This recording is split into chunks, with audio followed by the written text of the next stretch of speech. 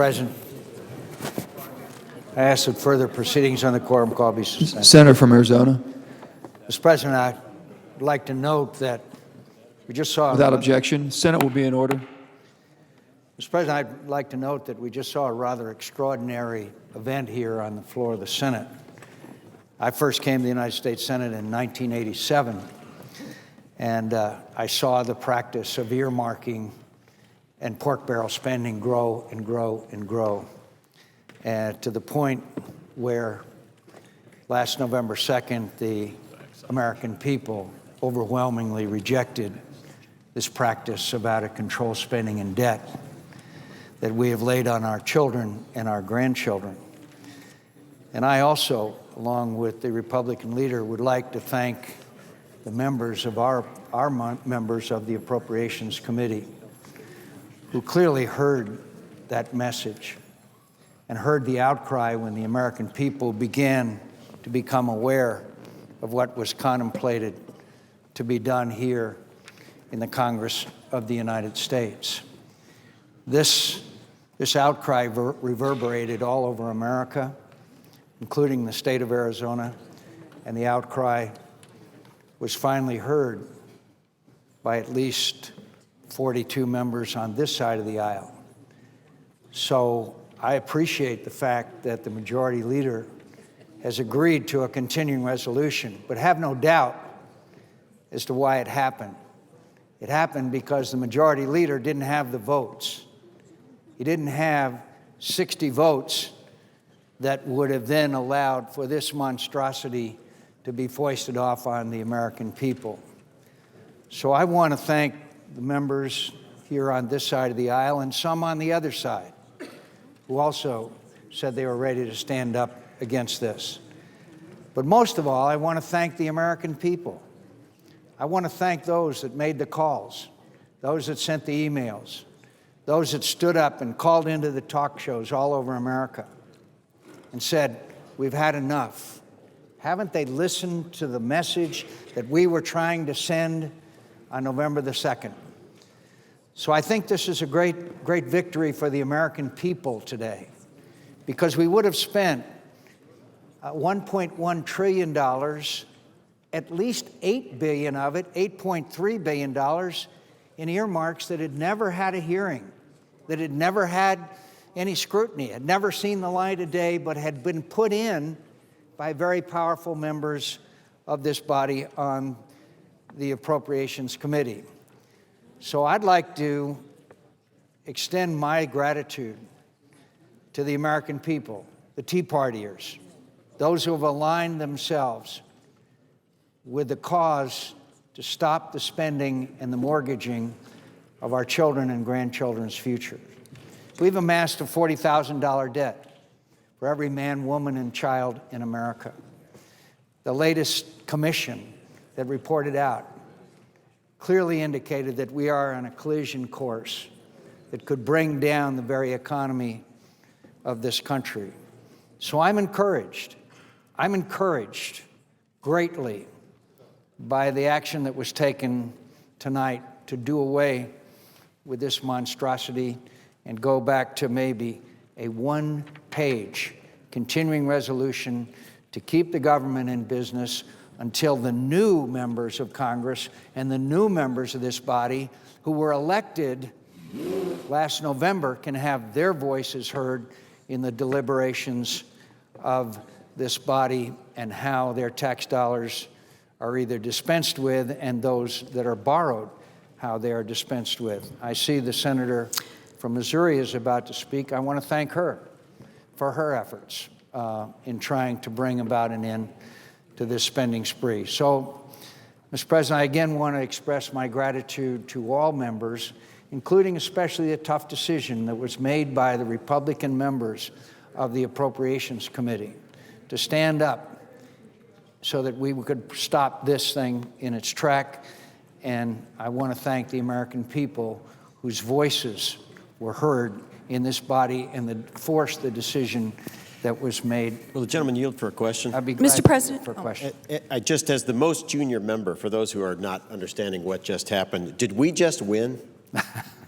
I think there's very little doubt that the majority leader of the United States Senate would not have taken the action he just took if we didn't have 41 votes to stop this monstrosity. So for economic, I don't think there's any doubt Yeah. about it. So for economic conservatives, a 1,924-page bill just died.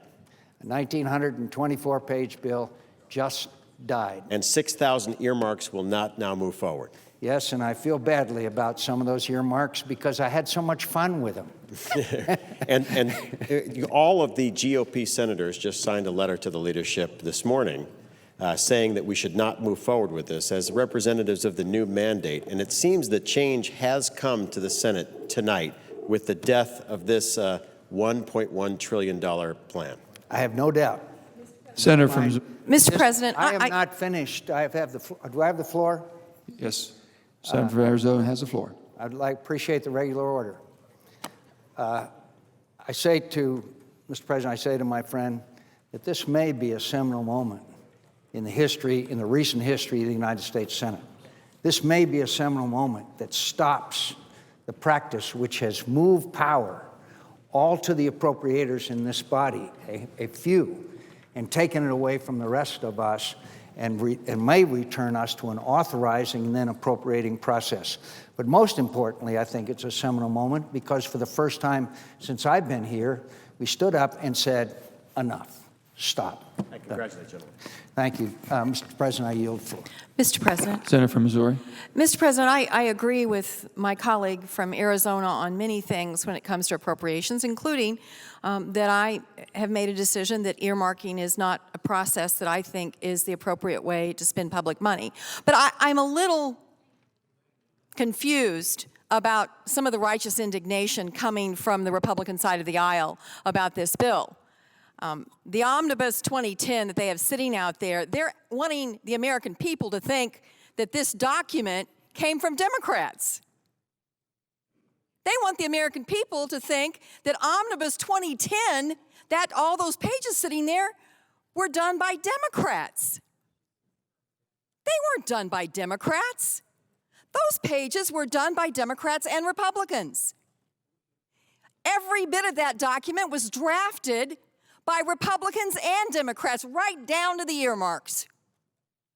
And for the minority leader to stand here and act as if this document is something that is the fault of the Democratic Party when he well knows that he has been involved, I have been involved in terms of trying to get the number down, and I'm glad we succeeded in getting the number down, as has been referenced to the Sessions-McCaskill number. But this was a bipartisan effort to get the number down. And the irony is, guess who has earmarks in there?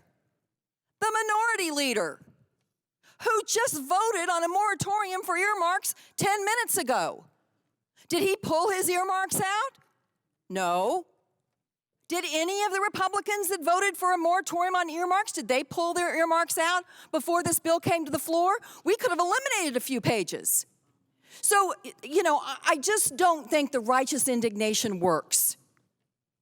This was a bipartisan effort drafted by Republicans and Democrats. It came to the floor after months of work by Democrats and Republicans. And it was presented to this body in a bipartisan way to vote on. I wasn't going to vote on it. I'm against it. But so I think that I have a slight bit of credibility to call these guys on this notion that this is something that sprung from nowhere out of some back room on the Democratic side of the aisle. This sprung from a bipartisan effort of the Appropriations Committee, and every member on that side of the aisle knows it. They know it. And they know the earmarks in there. There are almost $700 million of earmarks in there from people who voted on a moratorium on earmarks. That's like being half pregnant. They should have said before this bill ever came to the floor and they were asked, would you like your earmarks pulled out? No, no. They were perfectly willing to vote no and take those earmarks home. So on one hand, I would have voted no had we had the vote, and I said that from day one. I voted no on the omnibus last year. I voted no on another omnibus because I don't think it's the right way to appropriate. But this is an equal opportunity sin. The problems with this process don't lie on one side of the aisle. They lie on both sides of the aisle. And the notion that the Republicans are trying to say this is just about the Democrats is the kind of hypocrisy that gives us the lowest ratings we have in terms of confidence of the American people. We need to own up here. This is not about the Democrats. This is about both sides of the aisle and a flawed appropriations process that couldn't get to the floor because of a lot of obstructionism. And when it finally did get to the floor, it came in one package. But it is not fair for the Republicans to act like that all those pages came from the Democratic side of the aisle. They certainly did not, and I yield the floor. Mr. President. Mr. President. Mr.